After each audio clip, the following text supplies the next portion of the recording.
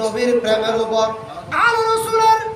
আমার রসুলের ভালোবাসার উপর, নবীর ভালোবাসার উপর, নবীর আহলে বাইতের ভালোবাসা, আহলে বাইতের ভালোবাসার উপর, নবীর আওলাদকে ভালোবাসে, হুসাইনকে ভালোবাসে, হাসানকে ভালোবাসে, সকিনাকে ভালোবাসে, ইমাম আলী মাকামকে ভালোবাসে, আহলে বাইতের রসুলকে ভালোবাসে। এবং এই ভালোবাসা মরণ পর্যন্ত ওই বান্দার কর্ম ছিল। এই ভালোবাসা নিয়ে মাতা আলে মুহাম্মাদিন সে মৃত্যুবরণ করেছে।